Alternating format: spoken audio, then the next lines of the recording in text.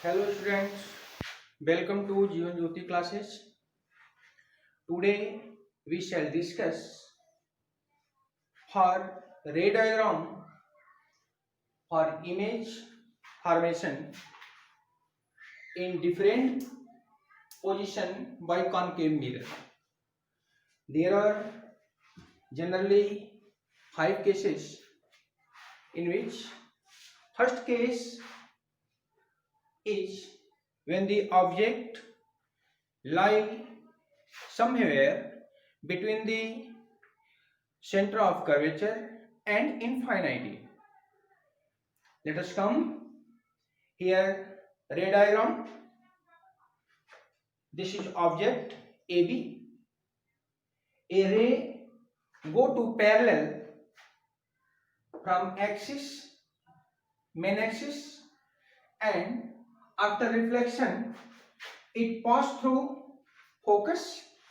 And second case is go from center of curvature and after reflection it comes to center of curvature. In same path is returned to center of curvature. That means यहां से ये object A भी है, यहां से एक ray main axis के parallel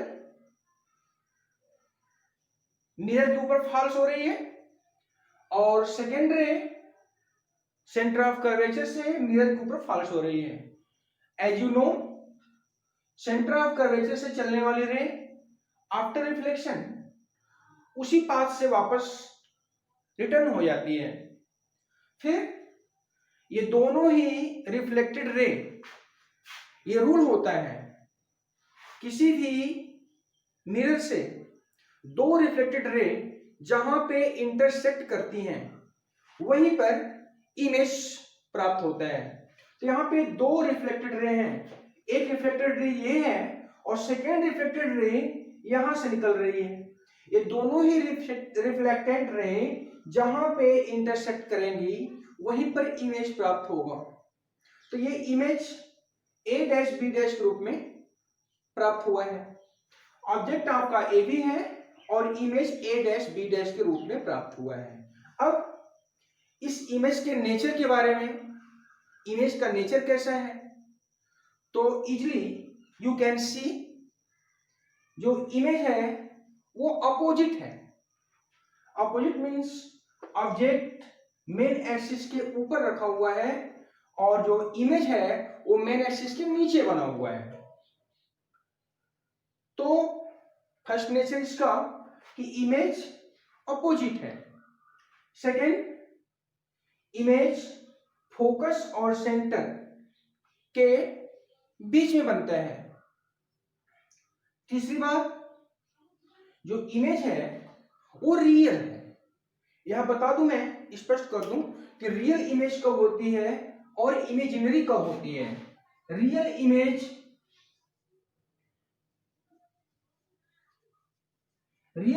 तब मिलता है जब दो रिफ्लेक्टेड रे आगे बढ़ करके एक दूसरे को इंटरसेक्ट करती हैं, तो वहां पे जो इमेज फाउंड होता है वो रियल इमेज कहलाता है.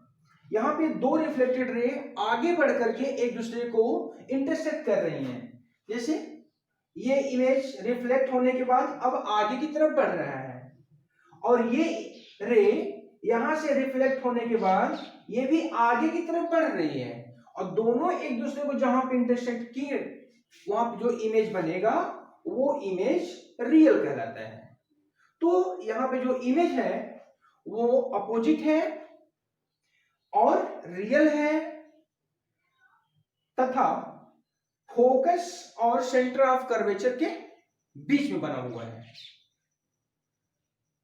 तो ये आपका केस फर्स्ट है. यहां पे इसको आप नोट भी कर सकते हैं कि image is real and opposite.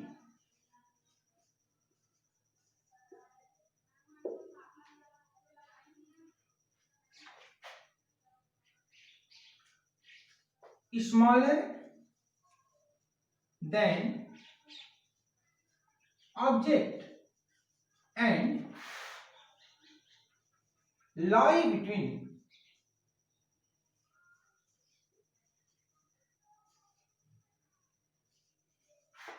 center and focus. तो this is first case of image formation. अब हम आते हैं सेकेंड केस पे। ये केस सेकेंड है। Case second, when the object is at infinity, यानी ऑब्जेक्ट इनफाइनाइट पे स्थित हो तो उस पोजीशन में इमेज कैसे फॉर्म होती है। यहाँ रे डायग्राम हमने बनाया हुआ है, इसको आप देख सकते हैं। इनफाइनाइट पे अगर ऑब्जेक्ट है तो यहां से दो रे हम पास करते हैं और ध्यान रखा जाता है कि दोनों रे एक दूसरे के पैरेलल हो तथा एक रे फोकस से पास करे और दूसरी रे सेंटर ऑफ कर्वेचर से पास करे। इन दो बातों का ख्याल रखना पड़ता है कि दोनों रे एक दूसरे के पैरेलल हो, प्लस उसमें से एक रे फोकस से पास करे और दूसरी सेंटर ऑफ कर्वेचर से पास करे। तो आफ्टर रिफ्लेक्शन जो इमेज मिलेगी वो a डैश b डैश के रूप में मिल रही है और ये इमेज फोकस पर ही मिलता है। यदि आपकी इमेज फोकस से इधर उधर थोड़ा हटकर मिलती है तो समझ लो कि आपका रे डायग्राम रॉन्ग है। तो रे डायग्राम को सही होने के लिए जो इमेज है वो बिल्कुल ही फोकस पर मिलनी चाहिए। साथ में आप ये भी देख रहे हो कि जो इमेज है वो अपोजिट है और स्मॉलर देन ऑब्जेक्ट है। साथ में ये इमेज फोकस पर है और चौथी बात कि इमेज रियल है। इमेज रियल इसलिए है कि दोनों ही रिफ्लेक्टेड रे आगे बढ़कर के एक दूसरे को इंटरसेक्ट कर रही हैं, तो जो इमेज मिलेगी वो रियल इमेज मिलेगी। तो ये आपका केस सेकेंड। अब आइए केस थर्ड पे। ये अब देखें आप केस थर्ड। केस थर्ड है when the object is at centre of curvature. Object को सेंटर ऑफ कर्वेचर के ऊपर रखा गया हो। ये ऑब्जेक्ट है आपका सेंटर ऑफ कर्वेचर के ऊपर है, तो इसकी इमेज कैसे फाइंड हो रही है इसको देखें। एक रे हमने प्रिंसिपल एक्सिस के पैरेलल लिया है जो कि रिफ्लेक्शन के बाद फोकस से पास करती है और दूसरी रे हमने फोकस से लिया है। तो फोकस से पास होने वाली रे आफ्टर रिफ्लेक्शन प्रिंसिपल एक्सिस के पैरेलल हो जाती है। तो फोकस से जाने वाली किरणें रिफ्लेक्शन के बाद प्रिंसिपल एक्सिस के पैरेलल पास कर रही है और फोकस ये प्रिंसिपल एक्सिस के पैरेलल चलने वाली किरण रिफ्लेक्शन के बाद फोकस से पास कर रही है। ये दोनों ही रे एक दूसरे को पॉइंट बी डैश पर इंटरसेक्ट कर रहे हैं। जहां पे ये इंटरसेक्ट करेंगी वहीं पर इमेज प्राप्त होता है। तो ये image A dash B dash के रूप में प्राप्त हुआ है। अब ये देखिए जो इमेज है ये वही मिला हुआ है जहां पर कि ऑब्जेक्ट रखी गई है। दूसरी बात कि जितनी लेंथ ऑब्जेक्ट की है उतनी ही लेंथ आपके इमेज की भी है। इस रे डायग्राम में यदि इमेज सेंटर ऑफ कर्वेचर के ऊपर नहीं बनता है तो रे डायग्राम में कहीं न कहीं कमी मानी जाती है। तो स्पेशली आप हमेशा अलर्ट रहिए कि आपकी इमेज सेंटर ऑफ कर्वेचर पर ही फॉर्म हो। अब ये इमेज के नेचर के बारे में बात करते हैं कि इमेज का नेचर कैसा है। तो इमेज का नेचर, चूंकि दोनों ही रिफ्लेक्टेड रे आगे बढ़ करके एक दूसरे को इंटरसेक्ट कर रही हैं और इमेज फॉर्म हो रहा है, तो जो इमेज है उसकी नेचर रियल कहलाएगी। तो image, nature of image is real ये इमेज अपोजिट भी है, क्योंकि जो ऑब्जेक्ट है वो प्रिंसिपल एक्सिस के ऊपर है और आपकी इमेज प्रिंसिपल एक्सिस के नीचे है, तो इमेज आपकी अपोजिट है। और सेम इन साइज, साइज में सेम है, जितनी बड़ी आपकी ऑब्जेक्ट है उतनी बड़ी इमेज भी है। And locate at centre of curvature, ये जो इमेज है वो सेंटर ऑफ कर्वेचर के ऊपर प्राप्त होगी। ये आपकी केस थर्ड है। अब आते हैं केस 4 पे। Case 4, when the object is at focus, जो ऑब्जेक्ट है वो फोकस पे लोकेट है। तो जैसा कि आप जानते हो, दो रे ऑब्जेक्ट से चलनी है। हमने एक रे को यहां से आगे बढ़ाया हुआ है, पर यह ध्यान रखा हुआ है कि रे ऐसे ढंग से चल रही है कि लग रहा है कि सेंटर से फॉल हो रही है, यानी सेंटर से आ रही है, ऐसा आपका होना चाहिए। और जो दूसरी रे है वो पैरेलल टू प्रिंसिपल एक्सिस है। ये second ray parallel to principal axis है, तो आफ्टर रिफ्लेक्शन ये फोकस से पास करेगी। और जो रे सेंटर ऑफ कर्वेचर को लोकेट कर रही है या कोइंसाइड कर रही है, वो रिफ्लेक्ट होने के बाद सेंटर से ही पास थ्रू करेगी। तो यहां से जब पास करेगी, ये दोनों ही रे आफ्टर रिफ्लेक्शन स्पष्ट आप देख रहे हो कि दोनों ही रे एक दूसरे के बिल्कुल ही पैरेलल हैं। जब ये दोनों रे एक दूसरे के पैरेलल हैं, तो इनको हम आगे चाहे जहां तक चलते जाएं, ये एक दूसरे को इंटरसेक्ट करने वाली नहीं है। जब ये इंटरसेक्ट करने वाली नहीं है, तो हम ये मान लेते हैं कि जो इमेज होगी वो इनफिनिट पर प्राप्त होगी। तो इनफिनिटी पे प्राप्त होगी इमेज। अब इमेज अपोजिट तो होगी ही, साथ में रियल भी है, और इनफिनिट पर मिलने का मतलब है बहुत बड़ी है। तो इमेज जो है वो काफी बड़ी है, बड़ी इमेज आपको मिलेगी। तो हम इमेज के नेचर के बारे में लिखेंगे कि image is real, opposite, greater in size, size में काफी बड़ा, एंड लोकेट ऑन इनफिनिटी। तो ये आपका केस फोर्थ है, ये आपका केस फिफ्थ है। केस फिफ्थ में आप देख रहे हो, ये ऑब्जेक्ट है ए बी, इसको फोकस और एफ और पी के बीच में रखा गया है, फोकस और पोल के बीच में रखा गया है। जैसा कि रूल है, एक रे प्रिंसिपल एक्सिस के पैरेलल लिया हमने, और दूसरी रे इस तरह से हम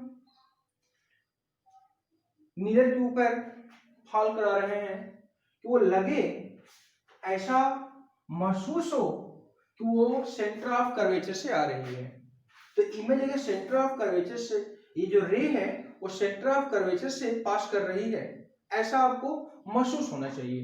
तो आफ्टर रिफ्लेक्शन ये जो रे है ये उसी रूट से वापस आएगी, और जो ray parallel to principal axis है वो रिफ्लेक्शन के बाद फोकस से पास करेगी। ये हमारा रूल है। बट यहां हम देख रहे हैं कि इन रे को हम आगे बढ़ाते जाएं तो ये एक दूसरे को आगे कहीं भी इंटरसेक्ट करने वाली नहीं है। हाँ, अगर इनको हम पीछे की तरफ बढ़ाएं, बिहाइंड द मिरर इनको हम ट्रेस करें, तो ये एक दूसरे को इंटरसेक्ट जरूर करेंगे। तो यहां देख रहे हैं ये दोनों ही रे एक दूसरे को मिरर के पीछे, बिहाइंड द मिरर, ये इंटरसेक्ट कर रही हैं। तो ऐसी पोजीशन में जो इमेज मिलेगी वो इमेज, ये एक रूल भी होता है कि जब भी रिफ्लेक्टेड रे पीछे बढ़ाने पर आगे की तरफ नहीं, पीछे की तरफ बढ़ाने पर अगर वो एक दूसरे को इंटरसेक्ट करती हैं तो जो इमेज मिलता है वो इमेज इमेजिनरी होती है, और जनरली वो इमेज इनलॉज्ड भी होती है। तो यहां पे आप देख रहे हो नेचर ऑफ इमेज पे हम बात करते हैं। Image is imaginary in lodged object की तुलना में एंड बिहाइंड द मिरर आपको मिलता है। तो ये आपके कुल 5 केसेस थे। अब इस पे अक्सर करके ऑप्शनल क्वेश्चन बनते हैं। पूछा जाता है कि कौन सी पोजीशन है जिसमें इमेजिनरी प्राप्त होती है। तो इसको आपको याद रखना पड़ेगा। वो पोजीशन है फोकस और पोल। फोकस और पोल के बीच में जब भी आपकी ऑब्जेक्ट होगी, चाहे वो कहीं भी हो, यहां से लेके यहां के बीच में कहीं भी होगी, जब भी इमेज मिलेगा वो इमेज हमेशा ही इनलार्ज होगा और इमेजिनरी होगा। तो ये हमारे आज के रे diagram for image formation in different position by concave mirror की 5 केसेज हैं, जिनको हमने आज आपको रे डायग्राम के द्वारा समझाने का प्रयास किया है। उम्मीद करता हूं ये बातें आपको समझ में आई होंगी। फिर भी आप मेरे इस चैनल को अधिक से अधिक सब्सक्राइब करिए, लाइक करिए। हाँ, अगर आपको कोई दिक्कत हो तो उसे कमेंट सेक्शन में जरूर पूछिए। Thank you.